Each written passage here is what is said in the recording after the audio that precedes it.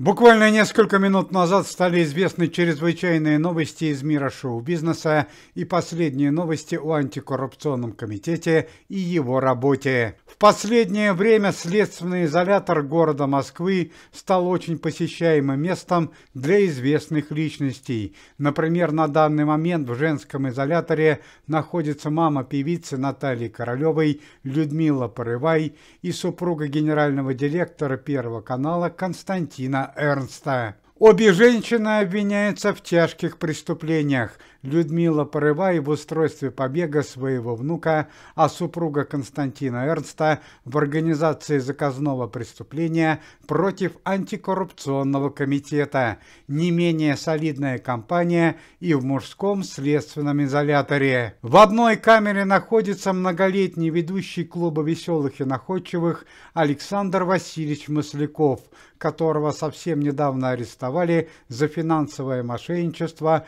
в особо крупном размере, а также известный певец-шансонье Михаил Шуфутинский, который обвиняется в смерти своей супруги Светланы Юразовой. Ну а буквально несколько дней назад в СИЗО номер 4 оказалось еще два публичных человека: заместитель министра обороны Тимур Иванов, которого арестовали за получение взятки в особо крупном размере, и муж певицы Натальи Королевой Сергей Глушко, который был арестован за публичную драку в одном из московских ресторанов. Волею судьбы муж Наташи Королевой Сергей Тарзан и Тимур Иванов оказались в одной камере, что в итоге и привело к печальным событиям. Первым в ней появился заместитель министра обороны. По словам администрации заведения, офицер вошел в камеру в военном мундире и с генеральскими звездами и сразу повел себя нагло и вызывающе. С порога он потребовал крепкий чай и лучшее место для сна у окна. Однако авторитет опального офицера сильно угас, когда через несколько дней в камере появился Тарзан, тоже бывший военный, танцор и хорошо физически подготовленный человек. Оба мужчин, почти сверстников, сразу же не взлюбили друг друга, однако фатальная ошибка заместителя министра обороны стала игра в нарды. Сначала Тимур Иванов проиграл Тарзану свой генеральский мундир, а позже муж Натальи Королевой загнал бывшего заместителя министра обороны под нары и нанес ему травму, перелом носовой перегородки, а позже Тимур Иванов оказался в самом неуважаемом месте – на матрасе в дальнем углу камеры. На данный момент Тимур Иванов делает все возможное, чтобы его перевели из-за невыносимых условий под домашний арест, однако никакие денежные суммы не помогают опальному генералу,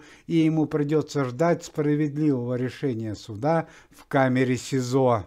К слову сказать, что антикоррупционный комитет уже арестовал часть имущества, недвижимости и финансовых счетов Тимура Иванова. Его супруга оставила мужа и уехала в Монако.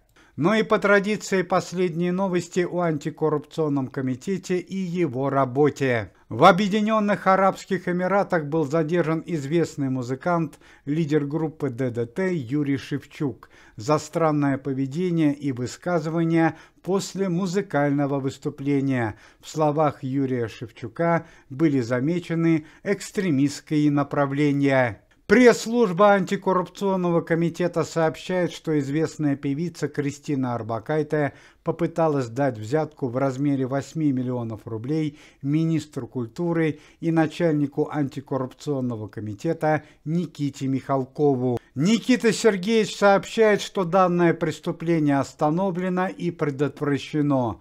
По его мнению, Кристина Орбакайте с помощью денежной взятки попыталась вернуть свои музыкальные концерты на территории Российской Федерации. Сегодня сотрудники антикоррупционного комитета поздравляют своего товарища, известного актера Юрия Назарова.